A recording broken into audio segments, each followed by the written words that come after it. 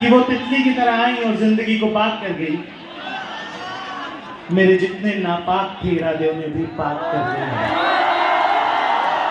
कि बहुत मासूम लड़की है, इश्क की बात नहीं समझती, न जाने किस दिन में खोई रहती है, मेरी रात नहीं समझती। कि बताने की बात तो नहीं है पर बताने दोगी क्या? इश्क बेपनाह है तुमसे, एक बार जताने दोगी क्या?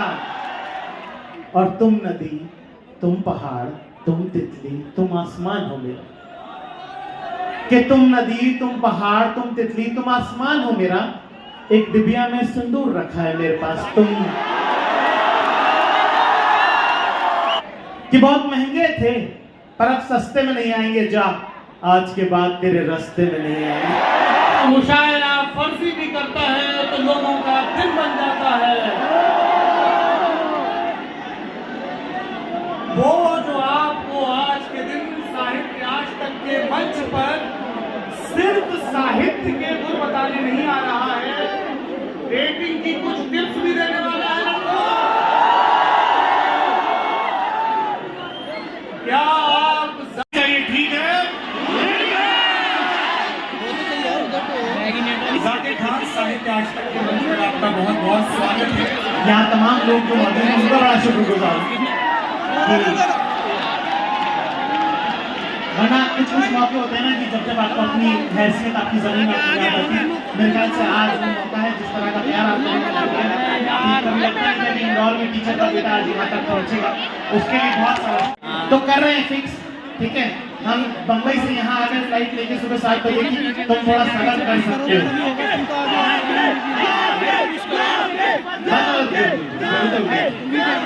तुम सब हमको वोट देना जब हम इलेक्शन में खड़े होंगे। अच्छा पढ़ना, अच्छा लिखना, अगर आपको किससे प्रेम है और आप उसका इजहार करना चाहते हैं तो आप वसीम बरेलवी को कोट करेंगे ना? आप करेंगे ना जॉन आले की शायरी कोट करेंगे ना? आपकी दास्तान खत्म होने वाली है, तुम मेरी आखिरी मोहब्बत हो। इब्न इंशा की गजल, इतनी सुंदर गजल है वो आप किसी को अगर कहें उसको थोड़ा सा भी आपके दिल में प्यार है तो वो कैसे कि हाँ करेंगे आप? कहा है कि फर्ज करो हम अहले वफा हो, फर्ज करो दीवाने, फर्ज करो ये दोनों बातें झूठी हो अफसाने, फर्ज करो ये जीत की गत्ता चीजें जो सुनाई बड़ा चढ़ा के बता दी। ठीक है, फर्ज करो अभी और है इतनी आधी तुमसे छुपाई हो। ये बात अगर आप कहेंगे इसके दिल तक नहीं पहुंचे तो मेरे ख्याल से बेहतर इंसान बनने के लिए, कम्युनिकेट करने के लिए साहित्य का बड़ा इस्तेमाल जब तक वो रहेगा तब तक साहित्य मेरे ख्याल से। तो दूसरा जिन्हें पढ़ते हैं हमारा क्योंकि बचपना इंदौर में गुजरा है तो राहत साहब का बड़ा हम पे इम्पैक्ट रहा, उनके उनका बड़ा आशीर्वाद रहा। एक दो बार जिंदगी में उनसे मिलना भी हुआ और बड़े प्यार से उन्होंने मुलाकात करी उनसे, तो वो एक बड़ा कोई शेर भी उनका सुनाते जी। तो अब जैसे छोटी सी बात है, मैं यही सब लोगों को बोलता हूँ कि अलमारी को खोला तो खत कुछ पुराने निकल आए, न जाने मेरे चेहरे पे कैसे दाने निकल आए, और मुमकिन है हमें गांव भी पहचान न सके, बहुत कम उम्र में हम कमाने निकल आए। तो ये शेर का इम्पैक्ट मैंने तब समझा जब मैं अपना घर छोड़ के दिल्ली आया। यहाँ पे मेरे ख्याल से बहुत सारे लोग होंगे जो अपने घर से दूर दिल्ली में पढ़ने आओगे। कितने लोग हैं? अपना घर छोड़कर कहीं बसने की हिम्मत सब में नहीं होती है ना। ये सब बहुत बहादुर योद्धा लोग हैं जो अपना घर छोड़कर आए। अब जब आप इतने गमज़दा होते हैं तो आपको वसीम बरेलवी साहब की एक लाइन याद आती है कि कुछ तो है जो घर का आंगन दे नहीं पाता, जो भी सफर में नहीं होता कोई। तब ये छोटी छोटी चीजें जो है वो आपको बांधती, गूंथती और शायद उसी की वजह से जो है आप अपनी बात को आर्टिकुलेट कर पाते हैं। मुझे यहाँ कितने लोग जो लिखते हैं, जिनको लिखना पसंद है, तो मैं आपको एक बात कहता हूँ, थोड़ा सा अगर खामोश रहेंगे तो मेरे ख्याल से बेहतर रहेगा। आपके सब एक काम की बात है ये कि लिखने से ना, जैसे कि हम, मुझे नहीं लगता कि शेरो शायरी मिर्जा गालिब और दाग दहली से बेहतर हम कर सकते हैं कभी भी। ठीक है, प्रेमचंद से बढ़िया कहानी नहीं लिखी जा सकती। इस तरह से गाने पहले लोग गा चुके हैं, लता मंगेशकर गा चुकी हैं। ठीक है, अगर अंग्रेजी में बात करें तो एलेनिस मॉरिसेट के गाने आ चुके हैं हार्ट ब्रेक के, लेकिन सबको अपने दौर की क्या नाम है वो जिनका एल्बम है 21 और 25 और 19, क्या नाम है उनका? अरे अंग्रेजी की गायिका बहुत अच्छी, बहुत अच्छी। पता ना, मैं तो आप सुनने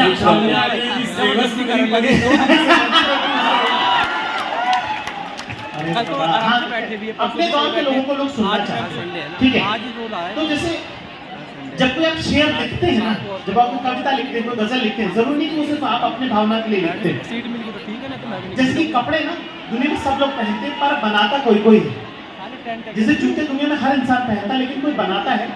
वैसे ही एक जन साधारण के मन का भाव लिखने की जिम्मेदारी ना जो लोग लिख पाते हैं ना, अल्लाह ने उनको दी।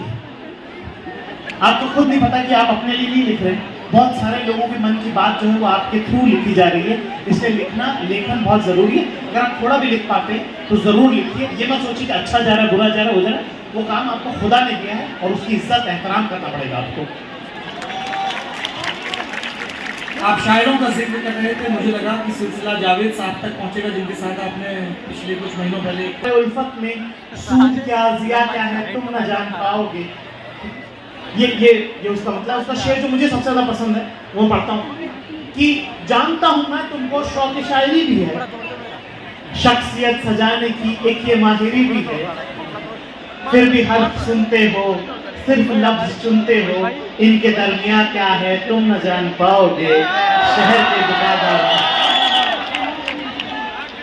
जाकिर, शायरी की बात खूब हो गई, पर सबसे ज्यादा जनता जो यहाँ पर आई है वो अपने हिस्से का सख्त लौंडा देखने आई है। इस सिलसिले की शुरुआत कैसे हुई? हम सब ने वो वीडियो देखा है, बार बार लगातार देखा है, पर उस वीडियो से पहले की दुनिया, उसको लिखने की दुनिया, और लिखने से भी पहले उसको महसूसने की, उससे गुजरने की दुनिया। मेरे ख्याल से जावेद साहब का शेर है वो सही इसको बयां करेगा। देखो, सख्त लौंडा कोई बनता नहीं है, बहुत पिघले हैं तब जाके सख्त हुए, ठीक है।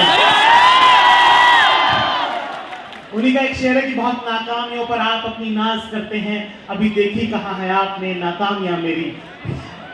तो इतनी बार कटाया है ना भाई साहब, तब जाके सख्त लौंडे बने, है ना। बहुत बार दिल टूटा है, बहुत बार बेइज्जती हुई है, तब जाके समझ में आया कि भाई हाँ, अपन रहते हैं सख्ती से, अपन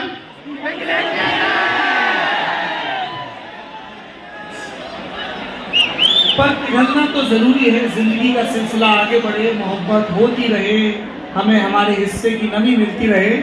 तो कई लोगों को मैंने ये कॉल दिया तुम्हारे मंच पर आने से पहले कि रॉनी भैया डेटिंग के टिप्स भी देंगे ताकि तुम जरूरी वक्त और जरूरी समय पर पिघल सको। ठीक है, तो मैं दे देता हूँ जरा डेटिंग टिप्स है ना। तो यहाँ पे लड़कियां जितनी हैं गिने चेयर, अगर गलत लगे बात तो टोक देना। अब आ जाएगी आवाज। जितने लड़के गिने चेयर, सुनो ध्यान से। अच्छा ठीक है, अब एक बार आप लोग खुद करेंगे।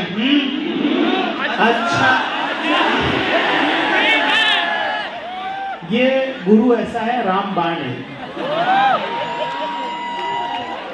तुम अगर सिर्फ सामने वाली लड़की की बातें सिर्फ सुनते भी हो ना, तो भी तुम 90% लौंडों से आगे निकल जाओगे। उन्हें तुम्हारी एडवाइस नहीं चाहिए, उन्हें बस चाहिए कि वो बोल ले और कोई सुन ले। अच्छा ठीक है, जोक नहीं है भाई, ब्रह्म ज्ञान है जो मैं आपको दे रहा हूं। क्या करेंगे आपसे?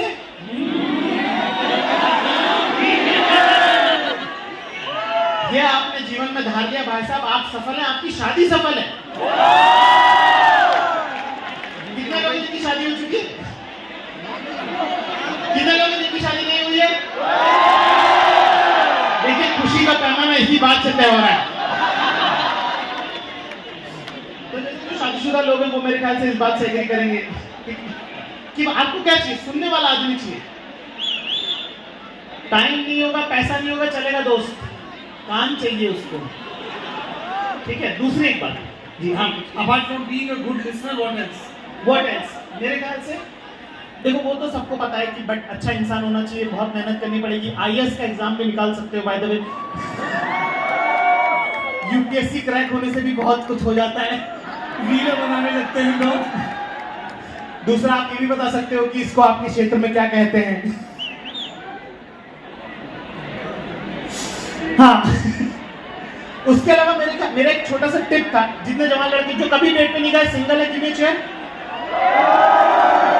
बिल्कुल नीरे कड़क कड़क सख्त लौंडों की आवाज आनी चाहिए जोर से। तो मेरा ऐसा कहना है दोस्तों कि सख्त लौंडा वो नहीं होता जो कभी ना पिघले, सख्त लौंडा वो होता है जो सही जगह पिघले।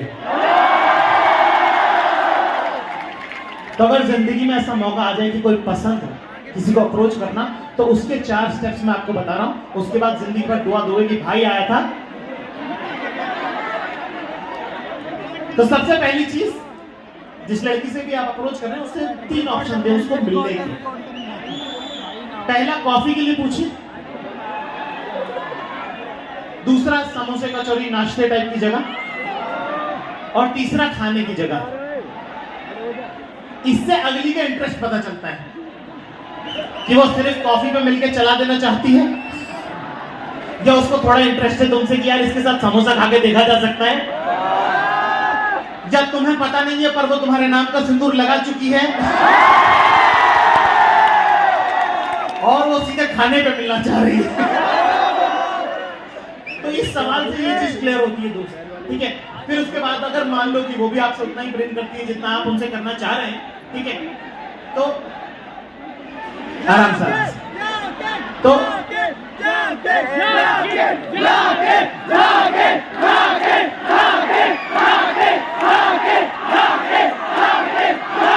बहुत सारे लोग जो आगे बैठे ना उनको पता नहीं है मैं कौन हूं, तो उनका वो वाला हो रहा है इतना भी क्या खास है, ऐसे तो कुछ ग्रेट बोला भी नहीं उसने।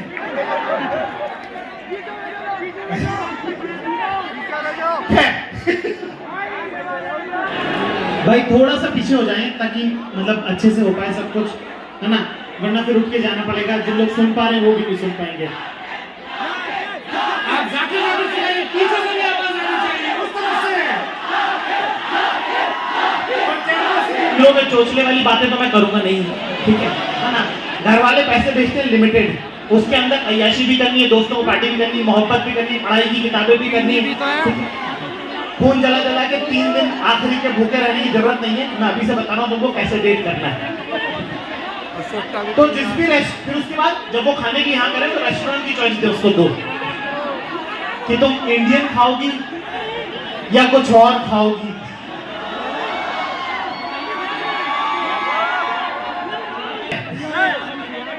और उसमें जो सबसे महंगी 5 डिश है ना, उनका टोटल जो है उसका दुगना 3 दिन बाद अरेंज करके रखें।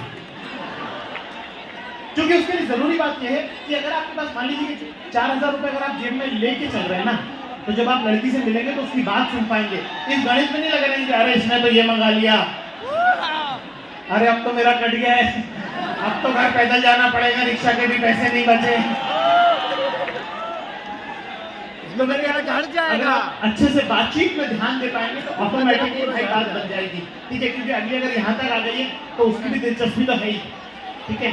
अगर ये 2-4 चीजें आप ध्यान रखेंगे तो भाई आपके जीवन में आशीर्वाद ही आशीर्वाद रहेगा। इस सिलसिले की शुरुआत तो सितार से हुई थी। अब्बा जी चाहते थे कि खानदान का नाम रोशन हो, पिताजी भी संगीत से जुड़े हैं, दादाजी भी संगीत से जुड़े हैं, तो बेटा भी संगीत की दुनिया में आगे बढ़े। और हमने जाकिर खान के सितार बजाते हुए वीडियो भी देखे हैं, गुनगुनाते हुए भी वीडियो देखे हैं। तो ये संगीत से जोक्स का, लोगों के मनोरंजन का, शब्दों के जरिए उनकी संवेदनाओं को छूने का ये जो लाइन बदली, जिसके बारे में तथास्तु में बहुत विस्तार से बात कर रहे हैं, ये कैसे हुआ? मेरे ख्याल से तथास्तु मेरे दिल के बहुत करीब है। अभी थोड़े दिनों में अमेजोन पे वो आएगा भी, रिलीज होगा। आप सब लोगों का आशीर्वाद मुझे चाहिए होगा उस वक्त, ठीक है। कितने लोगों ने तथास्तु के बारे में सुना है? जी, बहुत शुक्रिया आप सब लोगों का। तो मुझे ऐसा लगता है कि अगर आप अच्छे लोगों के सानिध्य में रहें तो बहुत कुछ सीख लेते हैं आप। उसमें बहुत सारा श्रेय मेरे मरहूम दादाजी को जाता है, ठीक है, उस्ताद मोहम्मद खान साहब। उन्होंने बहुत प्यार से परवरिश दी मुझे और सिखाया बहुत कुछ। जैसे एक छोटी सी बात है कि किस शहर में जाना चाहिए और कहाँ नहीं जाना चाहिए। तो मैंने उनसे पूछा कि आपका फेवरेट शहर कौन सा है, तो उन्होंने कहा कि कोलकाता मुझे बहुत पसंद है। तो मैंने कहा आपको बहुत पसंद करते थे क्या लोग वहाँ पे? तो उन्होंने कहा नहीं। तो मैंने कहा क्यों, फिर आप इतना ज़्यादा क्यों गए वहाँ पे? तो उन्होंने कहा कि वहाँ जाओ जहाँ तुम्हें लोग पसंद करते हैं और वहाँ बहुत जाओ जहाँ लोग तुम्हें नहीं पसंद करते हैं, ताकि तुम कुछ सीख सको, समझ सको वहाँ के लोगों का मिजान कैसा है, आपका कैसा मिजान है, आप उनको बता सको कि आप किस तरह का काम करते हैं, है ना। उसमें आपकी भी ग्रोथ होगी और उनकी भी अंडरस्टैंडिंग आपकी बेटर होगी। तो ये छोटी छोटी चीज़ें मेरी ज़िंदगी की बहुत हल होती हैं जो मैंने उनसे सीखी। दूसरा, उनका खुद का ह्यूमर बहुत शार्प था। जैसे कि हमारे दादाजी की एक हरकत थी, जैसे कि अगर मान लो वो अगर साहित्य आज तक में शो करने आते तो बोलते कि अरे मैं पहुंचा वहाँ पे, मैं ध्यानचंद स्टेडियम पूरा भरा हुआ, कम से कम जहाँ तक नजर जा रही वहाँ तक लोग, खच भरा हुआ, बंदे के ऊपर बंदा, कम से कम 15-20 जने। इसी का उल्टा भी, कमरे के अंदर मैं खड़ा हूँ, सारे लोगों को घुसा लिया उसने, वो भी आ गया, उसका फूफा भी आ गया, उसका चाचा भी आ गया, उसका मामा भी आ गया, मतलब समझ लो 2-3 लाख लोग कमरे के अंदर। तो इस तरह के और सब मैं ना, सॉरी मैं थोड़ा सा डाइवर्ट कर रहा हूँ, पर मुझे ऐसा लगता है कि अपने खानदान के बुड्ढे हैंडल करना उतना मुश्किल नहीं होता, लेकिन ये जो पेरिफेरी के बुड्ढे हैं ना, दादा का दोस्त, नाना का दोस्त, दादी की बहन, इनको हैंडल करना बहुत मुश्किल हो जाता है। इस बात से सहमत है सब लोग? तो मैंने बुड्ढों से डील करने का तरीका ढूंढ लिया। आप लोगों को जानना है क्या? तो सबसे पहले तो रिस्पेक्टफुल रहें। जब भी आपके खानदान के आसपास, खानदान वाले बुड्ढे नहीं, दादा दादी को कुछ नहीं कहना, पर खानदान के आसपास वाले जो बुड्ढे हैं उनसे डील करने का तरीका सही ये है, सबसे पहले इज्जत करें उनकी, उनके पैर छू लें। अगले की ऐसे ही फट जाएगी कि ये क्या हुआ, ये तो भागता है। इनको वो रहता है ना, अरे इधर आओ, ये तो शीला का लड़का है ना। उन लोगों को तुम्हारा करियर अपडेट जानने में बहुत शौक रहता है। हाँ बेटा, मैट्रिक्स के बाद क्या करोगे? क्या भाई, मैट्रिक्स के बाद अवतार करेंगे, तुमसे मतलब। वो तुमको पकड़ेंगे, तो कभी भी इनसे भागना नहीं, सीधे जाओ, घुस जाओ इनमें, पैर पड़ लो, वो उनकी खुद फट जाएगी कि अरे ये क्यों बात कर रहा है मेरे से। फिर उसके बाद, इसके पहले वो तुमसे करियर अपडेट ले, है ना, वो तुमसे पूछे कि बेटा ये कटिंग पास करके हाथ निकालो। इसके पहले कि वो तुमसे करियर अपडेट ले, तुम उनसे उनका हेल्थ अपडेट लेना चालू कर दो कि काका साहब आपने दवाई ली, वो उनका ऐसा हिल जाएगा उनका सिस्टम कि हाँ ली, क्या सुबह वाली ली, क्या हाँ ली, क्या खाने के पहले वाली ली, क्या हाँ ली, क्या बीपी कितना आ रहा है, सही आ रहा है, और शुगर कितनी आ रही है, और ये घुटनों का ऑपरेशन कितना कराना है। 3 बार आपने उनसे हेल्थ अपडेट लिया, वो आपसे जिंदगी में कभी करियर अपडेट नहीं मांगेगा। जाकिर, अब रिश्तेदारों पर बात आ ही गई है तो थोड़ा सा फूफा, मौसी, इन सब की हैंडलिंग का तरीका भी बता दें। मेरे को फूफा के बारे में बात करनी थी। कितने फूफा है जो नाराज रहते हैं? फूफा पे दया आनी चाहिए, आपको पता है, क्योंकि हमारे, मैं आपको बताता हूँ, फूफा इतना क्यूट कैरेक्टर है ना। फूफा के साथ क्या हुआ बेचारे के साथ? फूफा का जितना फूफा का कटा है ना जिंदगी में, उतना किसी का नहीं कटा है। फूफा की चालू होती है जमाई साहब बनने से। खानदान को क्या रहता है कि अरे इसको बेटी दी है ना, हमारी लाडो को तंग ना करे, इसलिए इसकी इज्जत करो, है ना। सब उसको सराखों पे रख रहे हैं, सर पे बिठा रहे हैं, ठीक है। 2-3 साल तक इज्जत है उसकी। 3 साल बाद छोटी वाली लड़की की भी शादी हो गई। अब 2 फूफा, अब 2 जीजा हो गए ना घर में, तो अब नए वाले की ज्यादा इज्जत हो रही है, ठीक है। पुराने वाली की उतनी इज्जत नहीं हो रही। तब तक बिटिया रानी की भी बच्चे हो गए हैं, वो भी अपने ससुराल में थोड़ी सेटल हो गई है, ठीक है। अब उसकी भी भाभी से बनती नहीं है, तो मायके में उसका वैल्यू भी घट रहा है। अब एक और चीज आ गया है, तो पहले वाले की तो औकात ही नहीं थी बिल्कुल भी, अब वो लोकल हो गया है बिल्कुल। अब शादियां होना बंद हो गई, खानदान में कोई ठीचा ही नहीं आ रहा, कोई काम नहीं पड़ रहा। 15 साल से आदमी भरा बैठा है, 15 साल से इसको लग रहा है कि इसकी इंसल्ट होती है, इसकी इज्जत नहीं करती, क्योंकि पहले दिन वाली इज्जत तो नहीं मिल रही। तो पहले 3 साल वाला तो रिपीट ही नहीं हुआ ना मैटर, है ना। सबने से हल्के में ले लिया, ये बताओ 15 साल बाद जब बड़े साले की लड़के की शादी होगी, ये ना और नाराज होगा तो कौन नाराज होगा?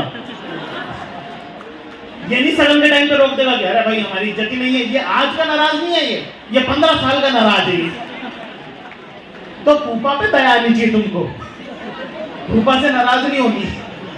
दूसरा एक कैरेक्टर जिसके बारे में हम वैनिटी बात करते हैं वो है मौसी। जाकिर, आप मंच पर आए, हम आपसे आपकी कॉमेडी के बारे में बात करें, ये तो बहुत स्वाभाविक है, लेकिन बहुत सारे लोग हैं जो रेखता समेत तमाम मंच पर आपकी शायरी, आपकी कविताएं देखकर भी आपको सुनने आए हैं। तो साहित्य आज तक के मंच पर आज आप कौन सी कविता सुनाएंगे हमारे दर्शकों को? एक दो छोटी छोटी कविताएं जो मुझे पसंद है वो मैं सुना देता हूँ आप लोगों को, ठीक है? एक शेर कहा है कि वो तितली की तरह आई, कि वो तितली की तरह आई और जिंदगी को पाक कर गई। मेरे जितने नापाक थे इरादे उन्हें भी पाक कर गई। एक शेर कहा है कि बहुत मासूम लड़की है। कितनी? कि बहुत मासूम लड़की है, इसकी बात नहीं समझती, न जाने किस दिन में खोई रहती है, मेरी रात नहीं समझती। कि बहुत मासूम लड़की है, इसकी बात नहीं समझती, न जाने किस दिन में खोई रहती है, मेरी रात नहीं समझती। और हाँ, सही बात है तो कहती है, हाँ सही बात है तो कहती है, अल्फाज समझ लेती है, जज्बात नहीं समझती। एक शेर कहा है कि बताने की बात तो नहीं है, पर बताने दोगी क्या? कि बताने की बात तो नहीं है पर बताने दोगी क्या? इश्क बेपना है तुमसे एक बार, कि बताने की बात तो नहीं है पर बताने दोगी क्या? इश्क बेपना है तुमसे एक बार, जताने दोगी क्या? और तुम नदी, तुम पहाड़, तुम तितली, तुम आसमान हो मेरा। कि तुम नदी, तुम पहाड़, तुम तितली, तुम आसमान हो मेरा। एक डिबिया में सिंदूर रखा है मेरे पास तुम।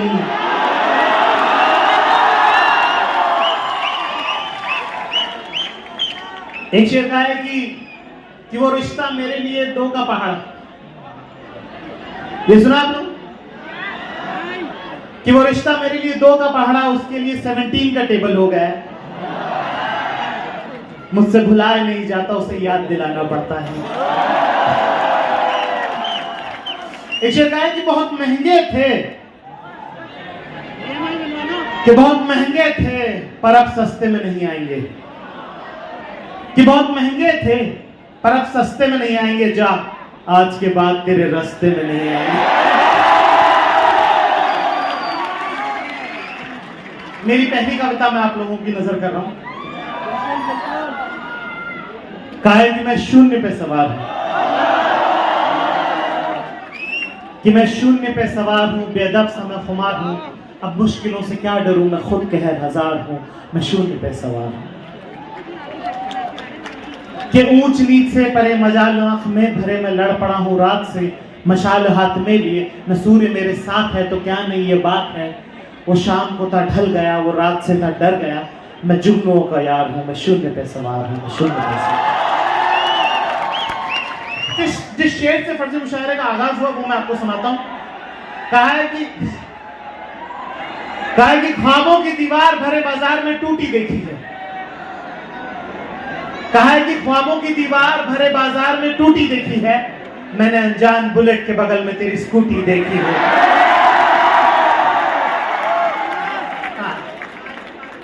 एक शेर अरे हम ऐसे ही वाली सुनाते थे भाई। एक शेर एक हमको छोटी छोटी नज़में लिखते हैं, हम वो सुननी है आप लोगों को। एक है कि कभी कभी सोचता हूं कि वो सब कुछ बता दूं तुमको जो दुनिया के बारे में समझ लिया है मैंने। सारे लड़के गौर फरमाए इस पे जरा, खासकर वो जो पढ़ रहे हैं बहुत ज्यादा। कि कभी कभी सोचता हूं वो सब कुछ बता दूं तुमको जो दुनिया के बारे में समझ लिया मैंने, फिर सोचता हूं तुम क्या करोगी जानकर, हम दोनों के हिस्से का समझ लिया है मैंने। और कुछ तुम्हें पहले से मालूम है, जैसे कि चांद पर एक बूढ़ी औरत रहती है, चिड़िया चिड़े की शादी में धूप में बारिश होती है और 24 दिसंबर की रात को सेंटा क्लॉज सबके घर में आता है। इसके अलावा की कुछ बातें जो हैं उसका तुमसे क्या वास्ता है? वैसे भी परियां जो है आसमान की खबर रखती हैं, जमीन के लफड़े में नहीं पड़ती। तुम तो ये बताओ कि सूट कहां से लिया तुमने और ये घुंघरू कब लगा? कभी कभी सोचता हूँ वो सब कुछ बता दो तुमको जो दुनिया के बारे में समझ लिया मैंने, फिर सोचता हूँ क्या करोगी जानकर हम दोनों के हिस्से का समझ लिया है कि खोया मैं जिस भी रहा वो मंजिल पे जा खुली, दिरुस्वाइयां मैंने पर मोहब्बत मुझे मिली, और बद्दुआ ने जब जब काटा है मेरा रास्ता, मुझसे भी पहले मेरी माँ की दुआएं निकली। हाँ? ये जाकिर खान के लिए आप लोग मुसीबत पैदा कर रहे हैं और मैं उसका हिस्सेदार नहीं बनना चाहता हूँ। आपने माता जी पर इतनी अच्छी बातें कह दी, लेकिन मुझे याद आ रहा है इंदौर का वो प्रसंग, वो होर्डिंग जहाँ पर शो जाकिर खान का था लेकिन उनका नाम नहीं लिखा था। मैं चाहता हूँ कि आप साहित्य आज तक के मंच से वो किस्सा जरूर सुनाएं ताकि यहाँ मौजूद हर नौजवान लड़के लड़की को ये पता हो कि उनके हिस्से में जो रोशनी आई है, उनके हिस्से में जो रंग आए हैं, उनमें उनके पिता की कुर्बानियों का कितना योगदान है। तो मैं आप लोगों को एक बात बताता हूँ कि जब भी मैं इंदौर में शो करता हूं ना, तो होर्डिंग पे मेरा नाम नहीं होता है, मेरा नाम कटा होता है और उस पर लिखा होता है खान साहब का बेटा। कि उस शहर में मेरी उतनी औकात नहीं है कि अपने पापा से बड़ा हो जाऊं मैं। उन गलियों में मैं इसी बात से आती, अरे खान साहब का लड़का है क्या, खान साहब का बेटा है क्या। उस इंसान ने जितना त्याग मेरे होने में किया है उसका श्रेय मैं उन्हें देना चाहता हूं। इसलिए जब भी मैं इंदौर में शो करता हूं तो उसमें अपना नाम काट के मैं उनका नाम लिखता हूं कि खान साहब का बेटा हूं मैं, जाकिर खान नहीं हूं। देखिए, मैं तो हूं आपका वकील, जनता का वकील। जाकिर खान इस किस्से को भरपूर ढंग से बताने में थोड़ी सी कंजूसी बरत रहे हैं। मान्यवर, साहित्य आज तक के मंच पर आपको विस्तार से ये दीर्घ उत्तरीय सवाल है, लॉन्ग फॉर्म ऐसे है, आंटी जी जाती हैं। अच्छा वो तो मैं बता देता हूँ क्या हुआ, हमने क्या करा, देखो हमारा शो बिक जाता है, हमको ना ऐसा प्रमोशन करने का वो मौका मिलता नहीं है उतना, ठीक है, आप लोगों का प्यार है। तो हमने क्या किया कि जो पापा का जो होर्डिंग लगवानी थे, तो पापा का जो ऑफिस से घर का रास्ता है हमने वहां लगवाए होर्डिंग्स कि थोड़ा एक पिताजी की चौड़ रहे कि अरे लड़के का नाम होगा, देखो ऐसा नहीं है, ठीक है। तो हमारे पापा मम्मी जो है एक्टिवा पे बैठकर होर्डिंग देखने गए, ठीक है, कि कहाँ लगाए। तो मम्मी खड़े होकर देख रही है, 2-3 अपने सब लौंडे आ गए, है ना, मम्मी से ही करने लगे, कह रहा आंटी पता है कौन है। मम्मी बोली हाँ मेरा बेटा है, कह रहे जाओ। तो हमारे पापा ना कहीं भी जाते हैं ना, जैसे अस्पताल वगैरह भी जाते हैं, तो वो अगर कोई हमको नहीं पहचानता हो तो वो मेक श्योर करते हैं वो पहचाने हमको, वो कहीं से भी बात ले आते हैं। अभी हम लोग दुबई गए, इतना मजा आया हम लोगों को। एक मेरे जिंदगी का सबसे बड़ा दिन मैंने जिया उस दिन, जब मैं अपनी माता जी, मेरे पापा तो ट्रैवल कर रहे हैं पर मेरी माँ ना बहुत राजस्थान के बहुत छोटे से गाँव से वो आती है, पढ़ी लिखी भी नहीं है पर समझदार बहुत है। तो मुझे बहुत सालों से मन था कि यार अपनी अम्मी को मुझे दुनिया दिखानी है ना। हम लोग पिताजी के लिए तो करना चाहते हैं, उनको ही दिला दें, मेरे को मेरी अम्मी को दुनिया दिखानी थी और वो इस साल हुआ है, तो मेरे ख्याल से वो एक बड़ी चीज़ है। ये इसका कोई कहानी से लेना देना नहीं है, बस मुझे अच्छा लगा कि मैं बता रहा। हर बेटे बेटी का सपना होना चाहिए कि अपने माँ बाप को इस तरह के सुख दें, वो मैं जीने की कोशिश कर रहा हूँ आप सबके हिस्से। तो उसमें हमको जो सहूलियत होगी वो हम करेंगे, बाकी फालतू लोगों में हम नहीं पड़ेंगे, है ना। दिल खोल के जो पसंद है उसे उसकी तारीफ करें और जो ना पसंद है उसे इग्नोर करें और आगे बढ़ जाएं। सेशन की शुरुआत सवाल से हुई थी, मैं चाहता हूं कि सेशन का अंत जाकिर एक शेर से। जी साहब, एक नया शेर लिखा है आप लोगों की नजर, और अगर आपको लगता था कि अब तक जो मैंने शेर सुना उसमें दिल जलापन है, तो इसमें राख हो जाएगा सब कुछ। कहा है कि साहब आखिरी शेर है ना कि बेवजह बेवफाओं को याद किया है, कि बेवजह बेवफाओं को याद किया है, गलत लोगों पे बहुत वक्त बर्बाद किया है। और एक आखिरी शेर आप लोगों की नजर आ, उसके बाद आज की महफिल बरम होगी। कहा है कि तेरा बेवफा होना, कि तेरा बेवफा होना मेरे रब को भा गया, कि तेरा बेवफा होना मेरे रब को भा गया, देख तूने मुझे छोड़ा और मैं कहां आ गया।